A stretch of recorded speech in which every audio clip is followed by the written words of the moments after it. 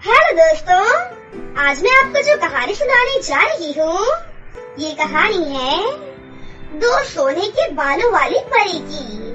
तो चलिए दोस्तों, देखते हैं आज की ये कहानी। किसी समय की बात है, परी देश में दो सुनहरे बालों वाली खूबसूरत परी बहनें रहती थीं। एक दिन वो दोनों परी देश के बगीचे में घूम रही थीं। तभी अचानक उनके पास एक बूढ़ी औरत आकर जोर जोर से रोते हुए कहती है, मेरी मदद करो, मैं बहुत परेशान हूँ। आज मेरी बेटी की शादी होने वाली है और मेरे पास उसकी शादी करने के लिए एक फूटी कौड़ी भी नहीं है। मैं बड़ी उम्मीद लेकर तुम दोनों के पास आई हूँ। क्या तुम दोनों मेरी मदद करोगी?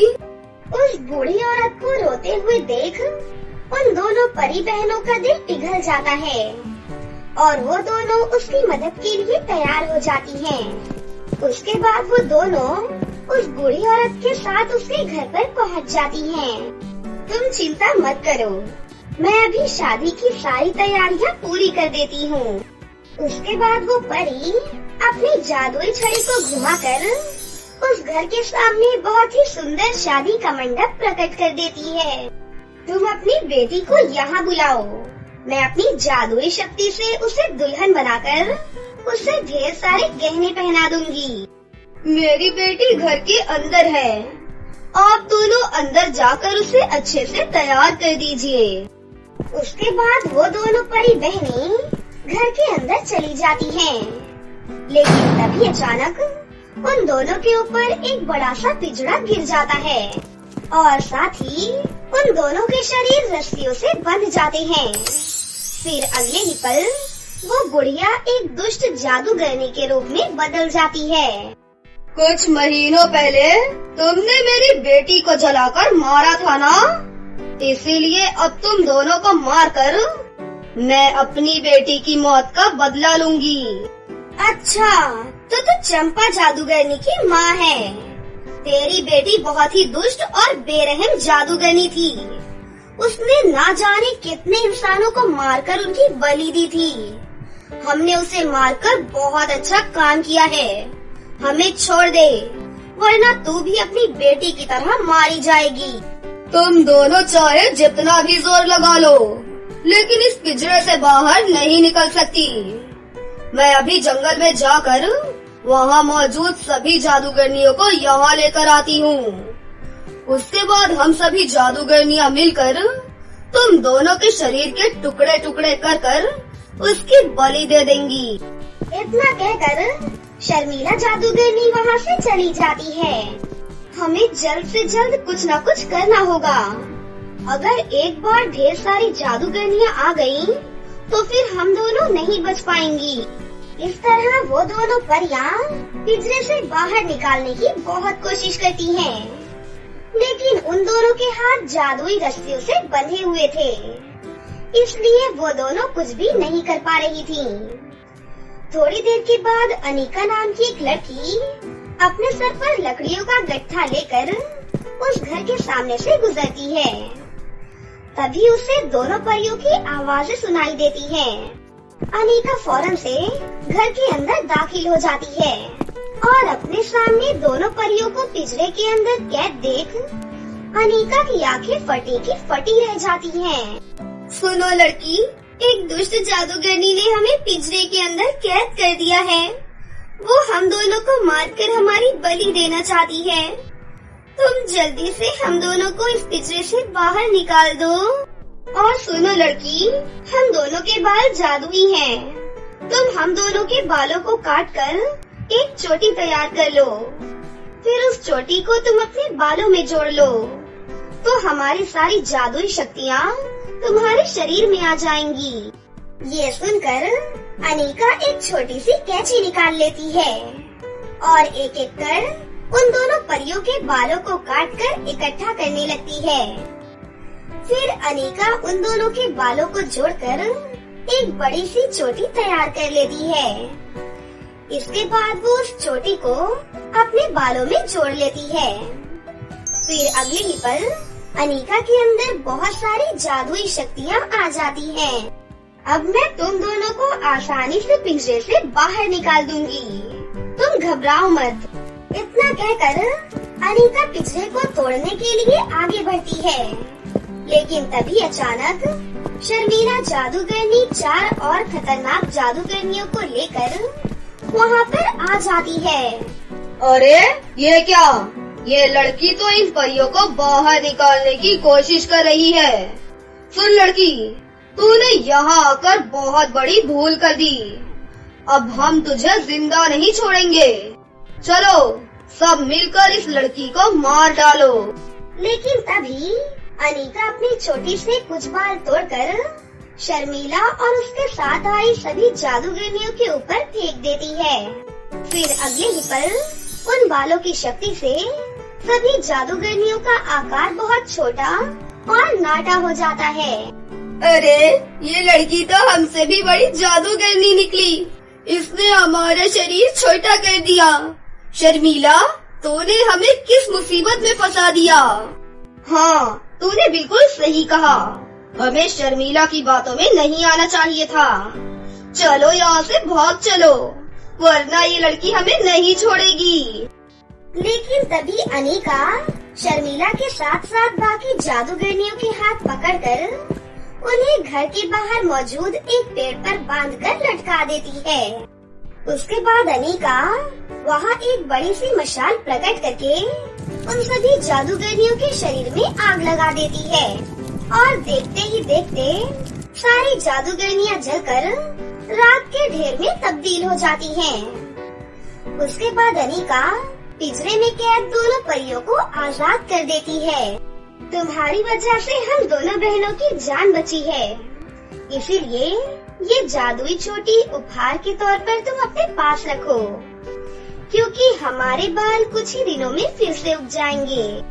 उसके बाद वो दोनों परी बहनें वापस परी देश लौट जाती हैं। दूसरी तरफ जादुई चोटी मिलने से अनीता की जिंदगी पूरी तरह से बदल जाती है और वो जादुई शक्तियों का इस्तेमाल अपने साथ साथ गरीब और लाचार लोगों की भलाई के लिए भी करने लगती है और यहाँ दोनों परी बहनों के बाल भी फिर से उग जाते हैं और वो बहुत खुश होती हैं।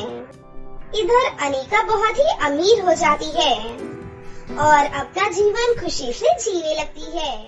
बात है, सुरभि और पायल 2 बहनें थीं, जो कि सोनापुर नाम के एक गाँव में एक नदी के किनारे छोटे से घर में रहती थीं।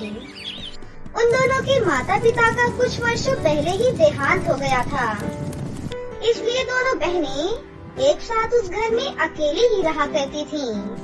दोनों बहनों में आपस में बहुत प्रेम था। दोनों बहनों के अनाथ होने की वजह से गांव के सरपंच ने उन्हें अपने घर पर काम करने के लिए रखा था। दोनों बहनें सरपंच के घर की साफ सफाई, झाड़ू पोछा और खाना बनाने का काम किया करती थीं। एक दिन सुरभि बहुत बीमार हो जाती है। सुनो पायल, मेरे सर में बहुत तेज दर्द हो रहा है और मेरा शरीर भी तेजी से तप रहा है। मैं आज काम पर नहीं जा पाऊंगी। कोई बात नहीं सुरभि, तुम आज आराम करो। काम पर मैं अकेली ही चली जाती हूँ। लेकिन पायल, तुम अकेले काम पर कैसे जाओगी? सरपंच के घर पर बहुत सारा काम रहता है। तुम अकेली इतना सारा काम कैसे करोगी? अरे तुम चिंता मत करो, मैं सब कुछ संभाल लूंगी। बस तुम अपना ध्यान रखना और हाँ, समय पर दवाई भी ले लेना। मैंने खाना बना दिया है, उसे खा लेना। इतना कहकर पायल सरपंच के घर पर पहुंच जाती है और घर के काम काज में लग जाती है। तभी वहाँ पर वो सरपंच आ जाता है और उससे कहने लगता है, पायल, मेरी बात ध्यान से सुनो। तुम दोनों बहनों को आज के बाद काम पर आने की कोई जरूरत नहीं है, इसलिए आज से ही तुम दोनों दूसरा काम ढूंढ लो। लेकिन सेठ जी, आप ऐसा क्यों कह रही हैं? हम दोनों बहनें तो रोजाना काम पर आती हैं और आपका पूरा काम संभालती हैं। बस आज सुरभि की तबीयत कुछ ज्यादा खराब हो गई थी, इसीलिए वो आज काम पर नहीं आ पाई। अगर हम दोनों बहनों से कोई गलती हो गई है तो आप हमें बताइए ना सेठ जी। देखो पायल, तुमसे कोई गलती नहीं हुई है। हमारे घर में पहले से ही बहुत सारे नौकर हैं और अब मुझे और नौकरों की जरूरत नहीं है।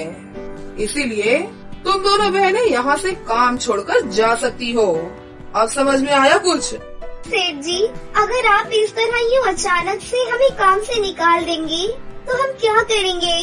हमारे पास और कोई काम नहीं है। प्लीज हमें काम से मत निकालिए। मेरी बहन बहुत ज्यादा बीमार है और उसकी दवाई के लिए भी मेरे पास पैसे नहीं हैं। आप प्लीज हमें काम से मत निकालिए सेठ जी। तो मैं क्या करूँ? मुझे इससे कोई फर्क नहीं पड़ता। अगर तुम मुझे ज्यादा परेशान करोगी तो मैं तुम्हें यहाँ से धक्के मार कर बाहर निकाल दूंगा। अगर तुम्हें यहाँ कोई नया काम नहीं मिल रहा है तो जाकर रोड पर भीख मांगो। तुम दोनों इसी के लायक हो। निकलो मेरे घर से। पायल सेठ की बातें सुनकर बहुत ज्यादा दुखी होती है और वो उन्हें कुछ भी नहीं कहती है और चुपचाप वहाँ से चली जाती है। पायल वहाँ से सीधा जंगल की ओर जा पहुँचती है और सोचती है, अब मैं क्या करूँगी? मुझे तो कुछ भी समझ में नहीं आ रहा है। हे ऊपर वाले, अब सब कुछ तेरे ही हाथ में है। कृपया मेरी कुछ मदद करो, मुझे कोई रास्ता दिखाओ। पायल ये सब सोचकर आगे बढ़ती है।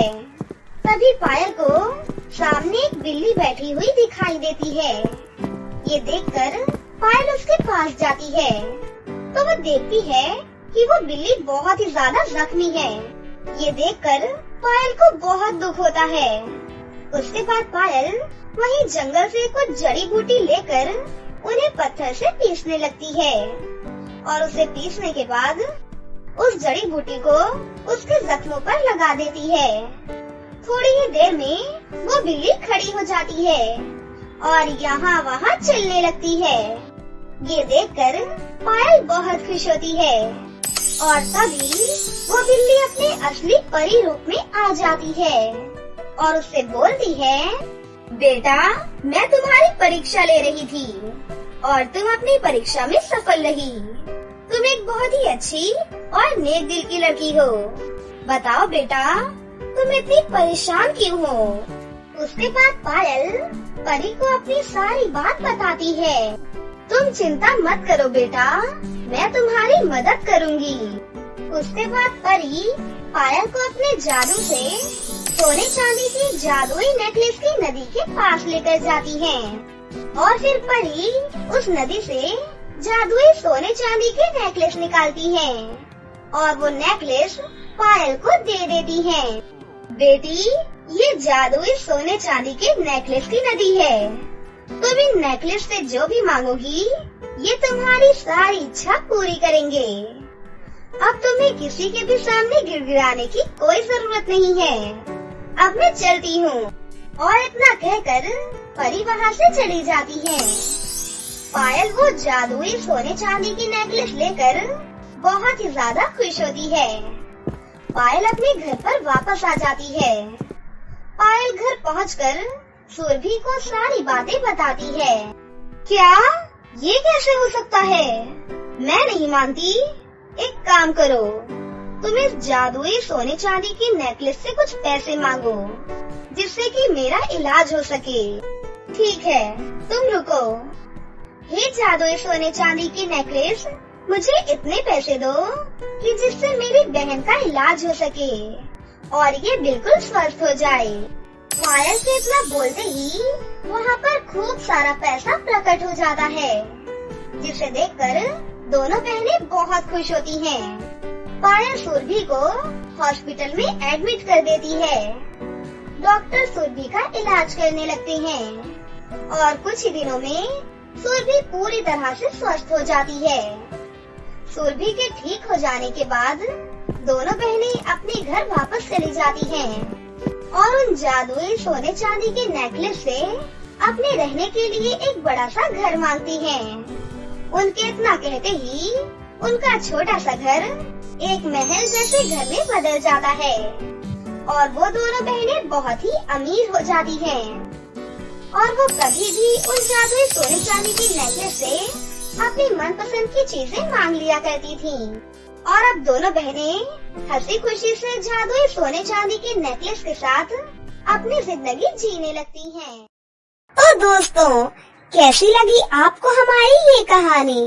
अगर आपको हमारी कहानी अच्छी लगी हो तो इसे जरूर लाइक करें, साथ ही हमारे चैनल को सब्सक्राइब भी कर लें और बेल आइकन को दबाना ना भूलें। मिलते हैं अगली वीडियो में। धन्यवाद।